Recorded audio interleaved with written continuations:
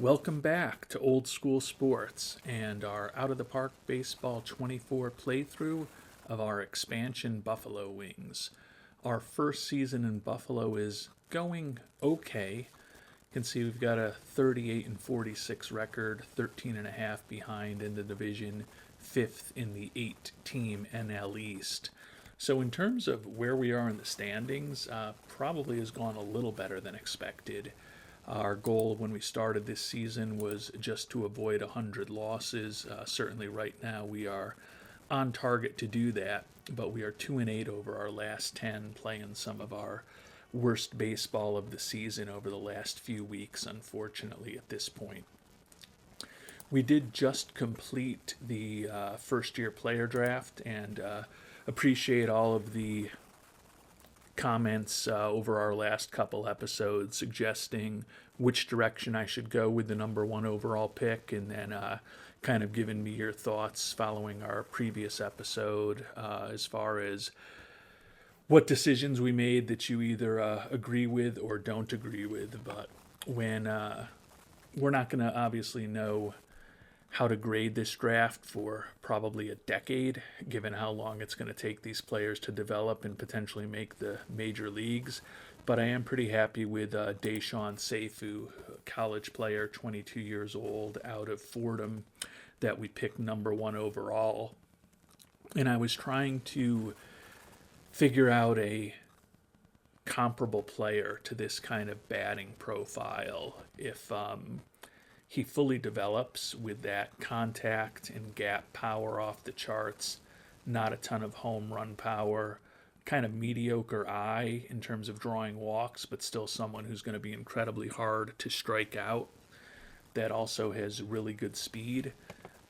And this is going to be probably offensive to some people because this is a mythical 22-year-old player who has a long way to go to reach this player's potential. But in a best case scenario, the kind of numbers that I could see Seifu putting up are kind of similar to Tony Gwynn.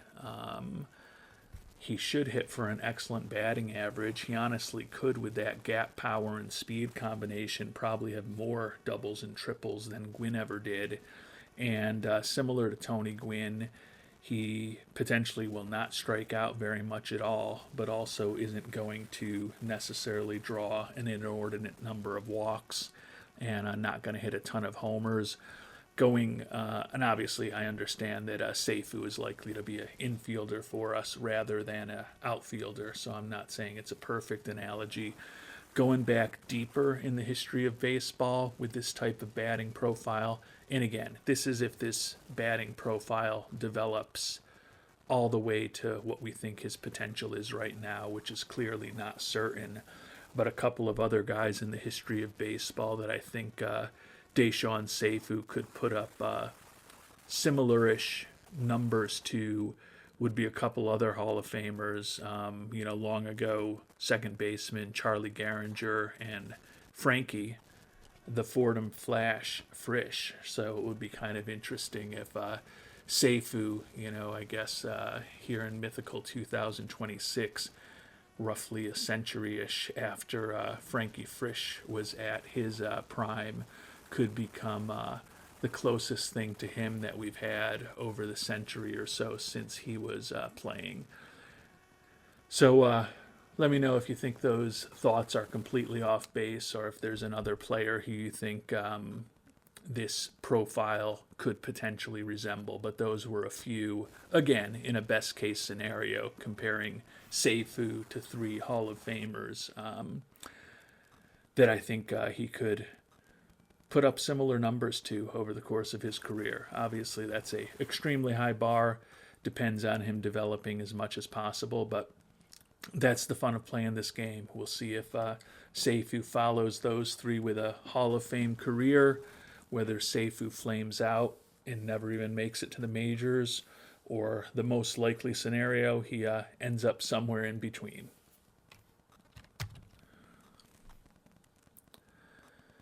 So we should hopefully start getting Seifu and the rest of our draftees who are looking for more than just slot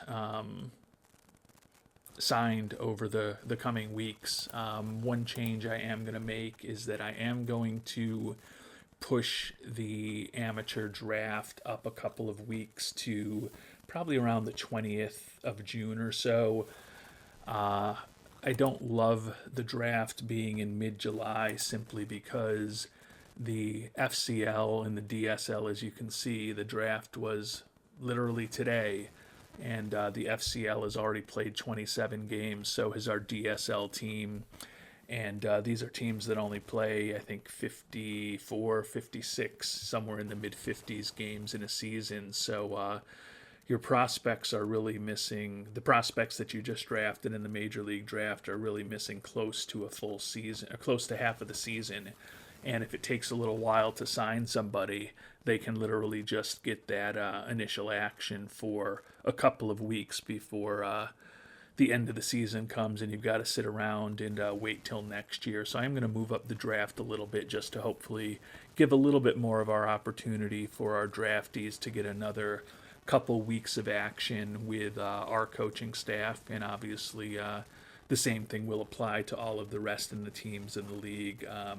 Hopefully helps with the development of players and being able to maybe get players off of the rookie teams and into Class A ball, perhaps a little bit quicker than would have happened otherwise. So I am going to make that change, but otherwise the draft, except for likely occurring a couple weeks ahead of time in subsequent seasons in this fictional baseball universe, will still basically be exactly the same. So I think the goal over the rest of this month is to stop this real poor streak that the Wings happen to be on in terms of their play on the field. And then we're also going to continue perusing the trade block. I did take a quick look at it at the end of our last episode for those of you who watched that far. It is not incredibly attractive right now. Clearly, we're looking for more than a 1-year rental. Would love to pick up somebody in their 20s that we can potentially build around for a period of time. The only guy on this whole first page of players who are on the trade block that's actually in their 20s is Kris Bubic from, I guess he's with the Texas Rangers now, but obviously came up with the Kansas City Royals. He could be a solid pitcher for us. Looks like he's actually headed to free agency. Wow. I guess, yeah, we are in 2026 now. It's hard for me to imagine that Bubic has been in the major leagues long enough to be eligible for free agency, but that is the case. So we'll keep an eye on who's available in the trade block. We'll also keep an eye on maybe doing some player searches and seeing if there's any young pitchers or players that we can potentially bring on board. We do have one pending trade offer out there. We made an offer to Montreal that was quickly rejected, but we are looking to Cincinnati for the closer Sanchez. We've submitted a somewhat interesting offer to them. Martin Perez, the 35-year-old starting pitcher who was our opening day starter, not a part of our future, having kind of a rough year, but Cincinnati is in contention for a wild card. Perhaps they could use a pitcher. And then a couple of minor league prospects, Britos in AAA. Anguiano is a guy who was an international amateur free agent signing of ours a few seasons ago. I don't know if it'll be an attractive enough package, but we'll let you know what they have to say when they come back and respond to it. And our good news is that Seifu signed immediately. Kind of rare for your first round pick to literally sign the day after the draft, but excited to have him on board. We're going to start him out in rookie ball, but he very well could only be there at the age of 22 with his hitting profile for a couple of weeks. Perhaps get him up to single A late this month and then maybe even into double A before the end of the season. We'd like that contact in particular to continue developing a bit before he's hopefully ready for major league pitching, but think that he'll definitely be in spring training with us next year, and it's hard to imagine that he won't be making his major league debut in 2027. The big question is whether that will be right out of spring training, or perhaps later in the season if he ends up needing a little more minor league seasoning. Cincinnati did say no way to our offer. Just again, we were looking for the young closer Camilo Sanchez, who's in Double A for them right now, although he has pitched in the majors earlier this year. I think he would potentially be an excellent arm in the bullpen for us to try to build around. As I said, we offered Perez. I can see how they're not excited about that. Juan Brito, a minor leaguer who we picked up in the expansion draft, who's a decent prospect. And then Jesus Anguiano, who was an international amateur free agent signing, hasn't done much this year in his first year in rookie ball, but is only 18 years old. So the only way they're going to do that deal is if we throw in Andres Medina, who is the top prospect in our farm system. So we are not going to do that, but we took a shot, and we were rejected. And a week into his minor league career, we're already going to promote Seifu up to A-ball. His first 6 games in rookie ball, he went 7 for 20, hitting .350. Did strike out 8 times in 20 at-bats, but stole 5 bases, scored 6 runs. You can see put up a 145 OPS plus, a 165 WRC plus. No reason to keep him down unnecessarily. According to the Aero ratings, he's even ready for more than Class A ball, but we'll keep him there probably for at least a couple of weeks to see what he can do for us at that level. The Wings right now have made it to the All-Star break. Still not playing particularly well. We lost the last 2 in the series with Atlanta. Did take 2 out of 3 at home against the Expos to head into the All-Star break. I'll take a look now and find out who our all-star is, and I do think that there's only going to be one all-star for our Buffalo Wings. Really not sure which direction it's going to go. Javier Atencio, looks like he actually got more than one. Javier Atencio, the reliever, 3-2 with 1 save and 7 holds. Has put up a 2.94 ERA with 40 strikeouts over 33 2/3 innings for us. And then Brandon Williamson. This is a very strange all-star selection. 4-4, but he's allowed 58 hits and 28 walks with 10 home runs allowed and 54 innings pitched. So a 5.83 ERA, a half a run below replacement level for an expansion team that is 9 games under 500. I know he did have 40 saves for Cincinnati last year, but he's not even our closer. That seems like one of the more unique all-star selections I can think of, but we will take it. And not surprisingly, does not look like we have any position players who received all-star honors. So a couple of relievers are the first all-stars ever in Buffalo Wings history, in Atencio and Williamson.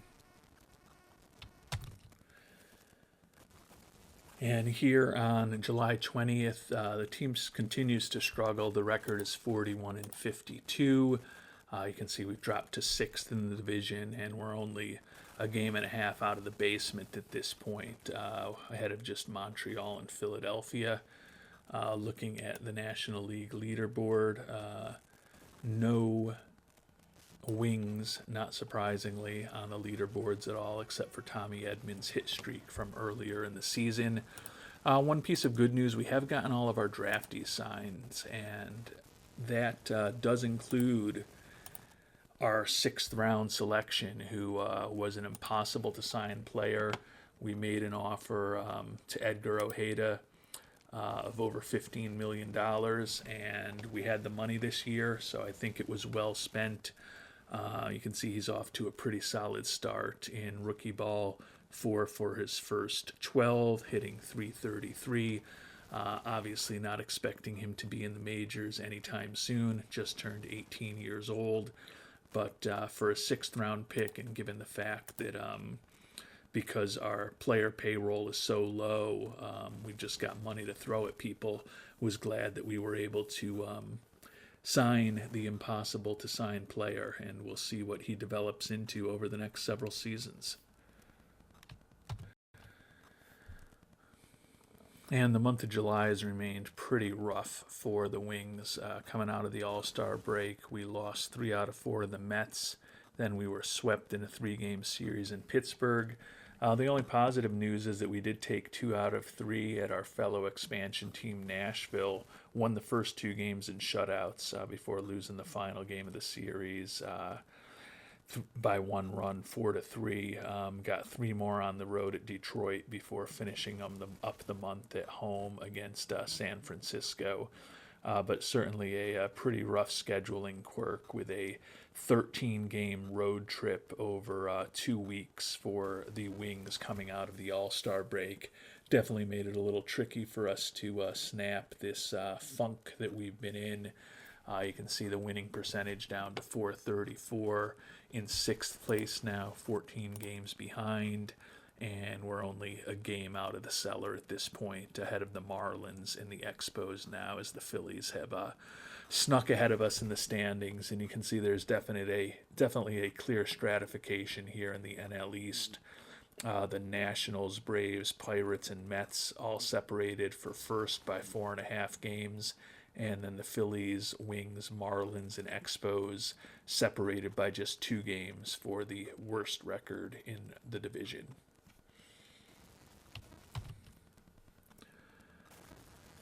And checking in on Deshaun Seifu, he's spent a couple weeks in A-ball now. Hit .292 there with 1 double, 1 triple, 1 home run. His first major league home run, as it turned out. Stolen only 2 bases down here, but still has 7 steals with just 1 caught stealing over the 2 levels. I think that at the very least want to see what he can do for us at perhaps a slightly higher level. So we're going to move him up to high A ball, see what he can do with the Jamestown Jammers. And as I said, my thought is that he'll probably finish this year in double A for us. And we'll continue hopefully getting an updated scouting report on him. Obviously haven't gotten an updated scouting report on him since before the draft, but we'll actually go ahead and request that right now and see if perhaps he's improved a tiny bit already in his first 3 or so weeks as a professional ball player. As far as the trade deadline, there's really not anyone all that new or compelling on the trade block, and we're not really trying to compete for this season. So I just don't think it makes sense to bring on somebody. If there was somebody that a team was just trying to dump salary and they were willing to give us a prospect in return for junk to take them on, we'd be happy to do that given the amount of money we have to spend. But there really doesn't seem to be that opportunity from the players on this list who are making a little bit more money and who are older that I've tried to trade for. Just doesn't seem that that's something that's going to happen with the trade settings that we're on and with the dynamics of the league this year. Us being the recipients of a salary dump, unfortunately, just doesn't really seem like an option. So don't think it's going to be a busy trade deadline for the Wings this year. That said, I think it's going to be a very busy offseason for us, hopefully in the trade market, definitely in the free agent market, as we try to learn from what went well and what didn't go well over this first season in the majors, and make some changes to really start improving our roster for next year. And since we're checking in on Seifu, we might as well check in on a few of the other top prospects in our overloaded 8 A-League roster in the FCL with our Wings team there. Edgar Ojeda, the 6th round pick, the impossible to sign player, off to a pretty nice start, hitting .303 in his first 11 games. Given that he's only 18 years old, even though he's been pretty productive, we're going to let him finish out this season in the FCL. Maybe he'll be ready for A-ball next year. Jonte Powers, who was our second round draft pick, a guy that we thought was a first round talent, struggling a bit so far, hitting just a $185, but he does have 3 extra base hits in his first 9 games as a professional. Frank Castillo, our 4th round pick, really like his bat potential, hitting just 229, but again, he's only 18 years old, only been a pro for a couple of weeks. Tim Hull, the shortstop that we picked in the 3rd round, a little more productive than some of the others, and he's also been around a little longer, playing 17 games, hitting 283 in his first 46 at-bats. He's a little older, going to be turning 19 in just a few months. Interested in seeing what he becomes, but again, don't think he's going to be anywhere but rookie ball this year. Andres Medina, we actually moved him from our DSL team to our FCL team. Just has not really been developing at all in the DSL and hasn't been all that productive. Hoping that maybe a change of scenery to a different coaching staff in the FCL will help him. He will actually have a much better relationship with our hitting coach here in the FCL, so hopefully that will spark him, although clearly it hasn't, with 2 hits and 10 strikeouts in his first 15 at-bats in the FCL. He's still young, though, going to turn 19 in about 2.5 weeks. Still viewed as the number 5 prospect in baseball, but at some point he's going to really need to start to improve to become a real candidate for the majors, hopefully in a few years. Henry Allen, the first baseman that we took first in 2024, hasn't been incredibly productive, hitting just 228, but I do look at those contact, gap power, and home run power ratings all in the 40s, and I think at this point, with parts of 3 seasons in rookie ball now and the fact that he's 20 years old, we are actually going to promote him up to marathon and give him playing time there. They say he's not ready, but again, I think a player with those type of batting ratings probably is, and with the fact that his batting average has trended from 308 to 249 to 228 in the FCL, just don't see him getting a lot out of being down there. And then Dean Moss, who was our first round pick a year later, 2025 last season, also struggling down there, hitting just 224. Not going to promote him quite yet, but ratings wise, hopefully he's not too far away from being ready to move up to A-ball as well.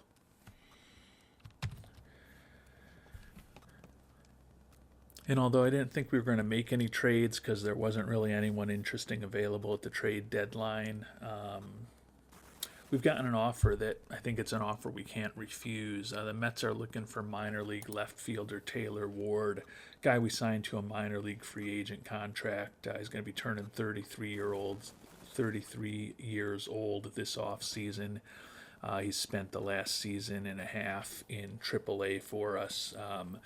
Not a big part of our organization. You can see he's only started 32 games for us this year.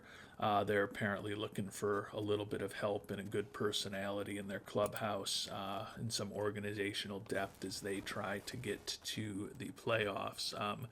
They'll give us the 32-year-old reliever Yense Almonte, making a decent amount of money for this year and next year, but not a contract that we can't afford.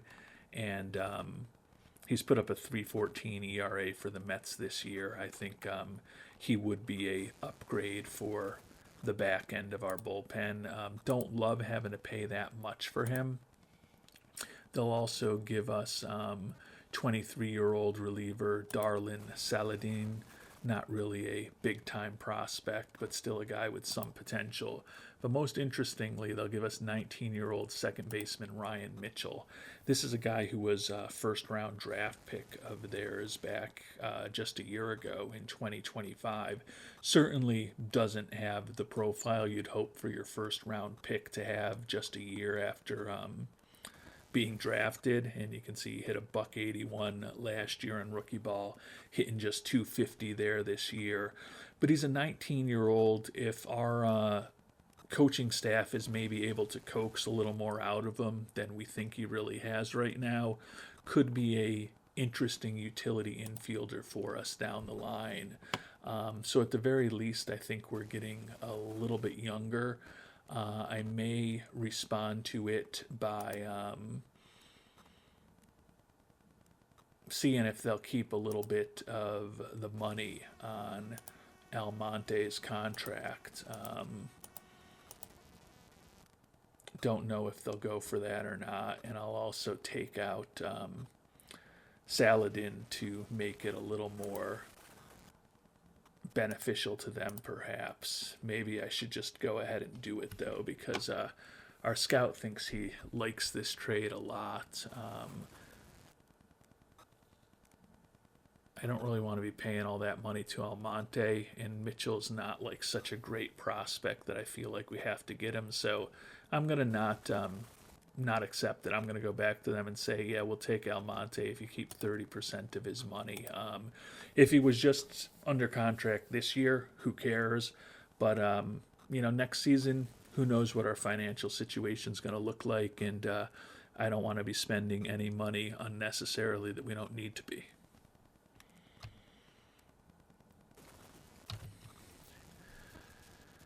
And the only way the Mets will do the offer that we made to them, where they keep 30% of Almonte's salary, is if we send in Jorge Resendiz, who was a big international amateur free agent signing of ours a couple years ago, or Ronan Kopp, who's one of the better pitching prospects we have. You can see he's 6-7 with a 4.52 ERA in AAA for us this year. He's a guy that we picked up in the expansion draft. Not a great pitching prospect, but particularly as a reliever, if that's where he ends up, I think he could be pretty interesting. So probably not going to get anything done, but we gave it a shot. And I guess we still do have the option to do the trade as the Mets originally offered to us.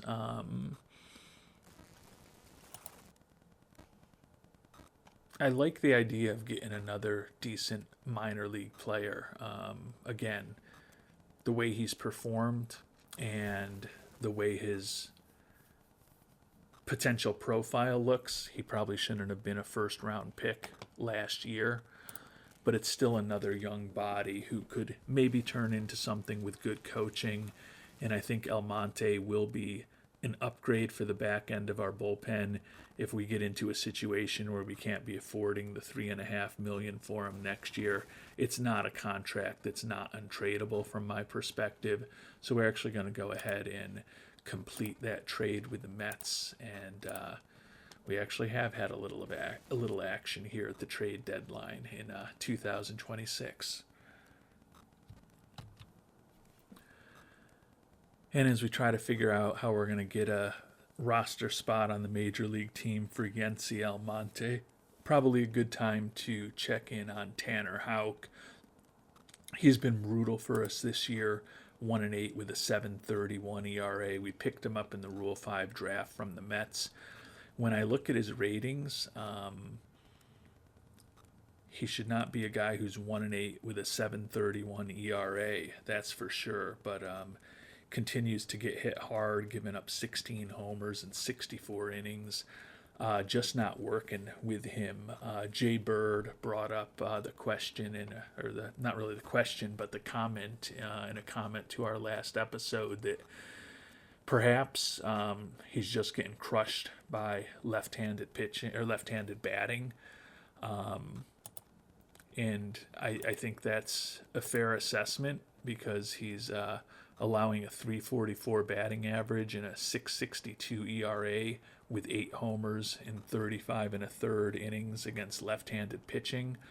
The problem is righties, who he should be doing better against. He's even worse against, with a 8.16 ERA and 8 home runs allowed in 28 2/3 innings pitched. I guess he's holding them to slightly less than a 300 batting average, but Houck basically just stinks everywhere.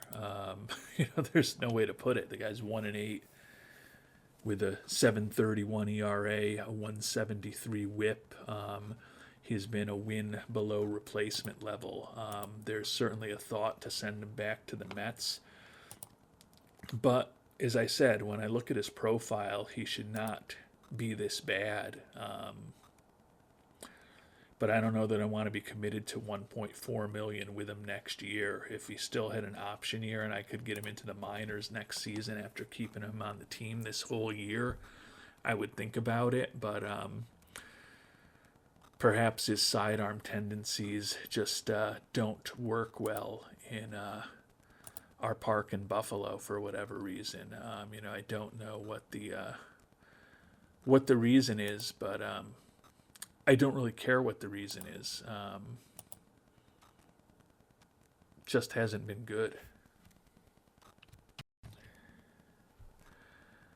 And again, it may be a small sample size, but he has been brutal at home with a 9.99 ERA and a 3.37 batting average against. A little better on the road, but still a 5.67 ERA, 3.15 batting average against. I think at this point I am going to take him out of the rotation, and I'm not just going to take him out of the rotation. I'm actually going to... Actually, I don't know that I want to release him. Sorry, I messed that up. I just want to waive him.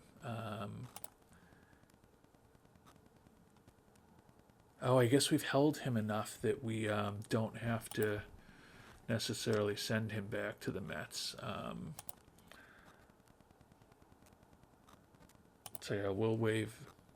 We want to get rid of him. What did I screw up here? I'm not paying attention to details. It's late at night. I'm tired. It's been a long week. But I am looking forward to the long weekend here in the U.S. And I hope that those of you who are here in the U.S. Get some time off from work for the Memorial Day weekend.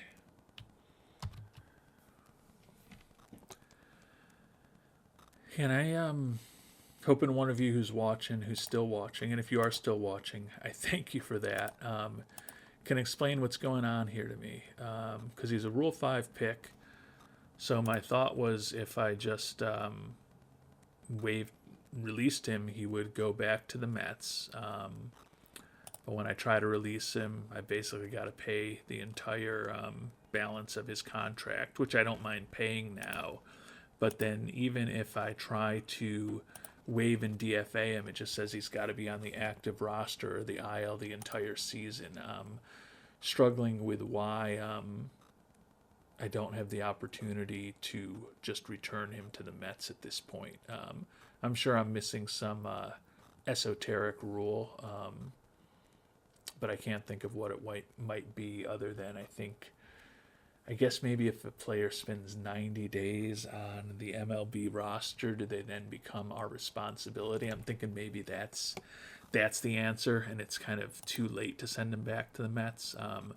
So honestly, with the money that we've got, I am actually just going to release him, and I'm going to pay all of the money now while we've got money, get out from that obligation, and that sent him back to the Mets. That's kind of weird.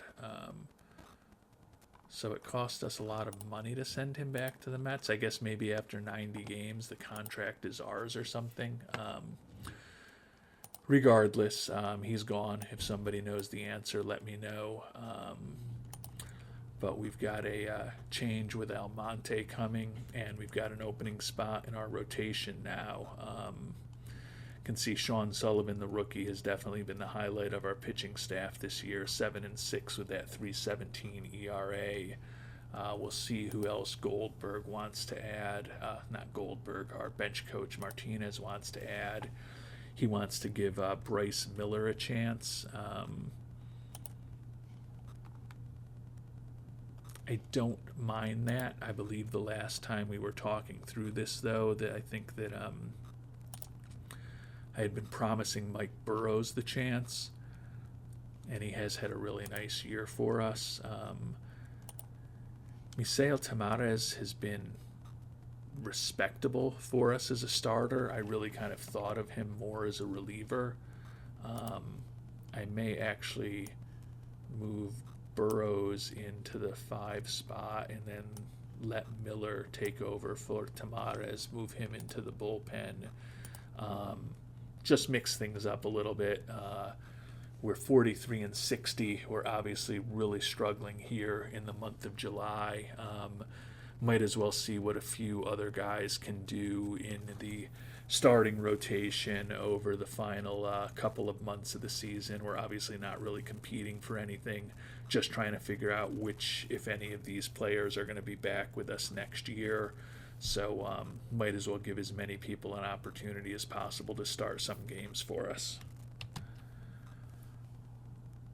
And as the calendar turns to August, we're past the trade deadline. Just a brutal month in July. 7-18 record. You see, we're down to 7th in the division.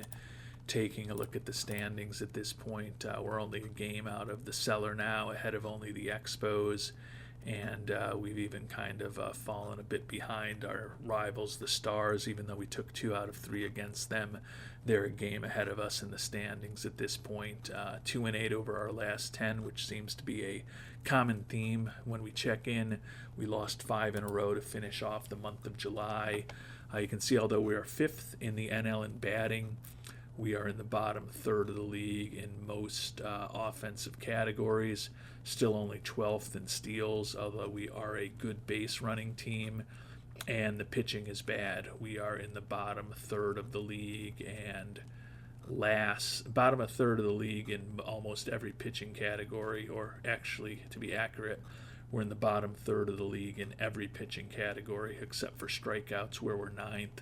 Last in the league with a starter's ERA of 5, defensive efficiency mediocre, zone rating ranking 2nd, and base running rating 1st are the only positives for this team. So the season is definitely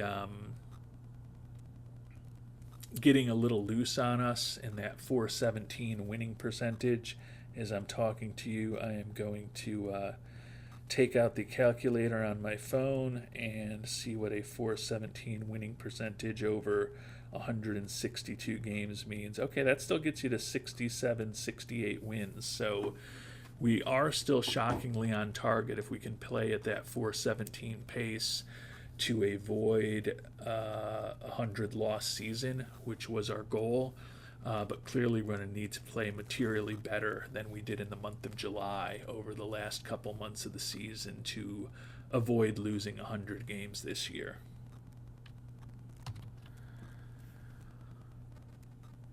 And checking in on our farm system here on August 1st, we're now ranked 8th overall, and all the guys that we just picked up in the draft aren't even on our top prospect list anymore. So by the time we get to the off season, if that draft was as good as I think it was, we may rank even better than 8th in terms of our farm system, which I like. Andres Medina, we checked in on him not too long ago, still not doing too much down in the FCL as opposed to the DSL, with 18 strikeouts and 25 at-bats. Starting to get a little worried that he may not be the player we thought he was going to be when we signed him as an international amateur free agent. Santiago Marte, who was an international free agent signing at the beginning of this season, still in our international complex. According to our scout, still could be a really big-time bat for us. Probably will be up in the DSL next year. Hideyasu Oki, minor league free agent signing of a veteran player from Japan that we made. Started him in AA this year, where he was very effective. Promoted him to AAA a few weeks ago. Has not been good in AAA, but only 30 2/3 innings pitched over 5 games. Pretty small sample size at this point.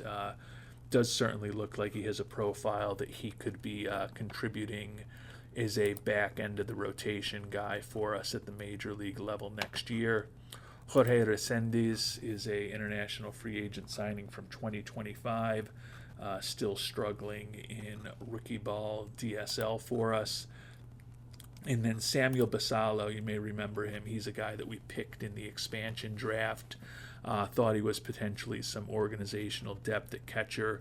Been in high A ball this year, hitting just 244, but does have 20 home runs for us. That home run power is pretty interesting. May move him up to or double A before the end of the year, just to give him an opportunity at a little bit more high competition level. Albany, still decent. Utica, respectable. High A ball, Jamestown, respectable. Marathon, our A team, not very good. Our FCL team is at 500, I think boosted by some of those additions we made in the draft this year. And then our Dominican team is brutal, 12-35, already out of playoff contention, even though it's only August 1st.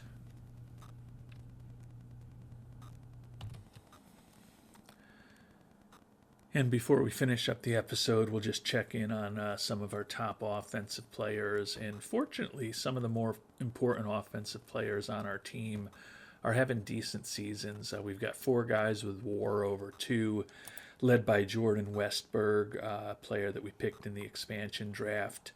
I think he's probably our third baseman for the next few years, hitting 283 with 13 homers, 25 doubles. Only 49 runs scored and 37 ribbies, as our offense overall isn't incredibly productive. But Westberg has been pretty good for us. Lloydell Chappelli, 24-year-old left fielder, another guy we picked in the expansion draft, hitting 284, 21 doubles, 12 homers, similar OPS and WRC pluses to what we got out of Westberg. Definitely seems like he's got a spot as a corner outfielder for us. I think in an ideal situation, he's probably a 4th outfielder, but we're nowhere near the point where that's going to be his role for us. Kevin Made, the young shortstop who we picked up in a trade with the Tigers, hitting 250, 19 doubles, 10 homers, OPS of 743, so a little above average in his OPS plus and his WRC plus. Pretty versatile defensive player who's been our starting shortstop. I think he's definitely a big part of our team's future. And then Tommy Edman, the second baseman we picked up as a free agent when we had money to spend, hitting 261 for us. Little below league average in terms of his OPS plus and his WRC plus, but a very nice glove, and also a good presence in the clubhouse with that spark plug personality, good work ethic, good intelligence, and still only 31 years old, so we very well may exercise the option to bring him back next year. And then 5th on the team in WAR, although only at 1.3, is the guy who was our first-round draft pick in our first draft back in 2023, Jace Barofin. Batting average down to 249, but does have 24 doubles, 16 homers, 56 runs driven in. Above average offensive player, and we think he's still got a little bit of room to grow as far as his contact and his gap power. So hoping that he will be an important hitter in the middle of our lineup for many years to come.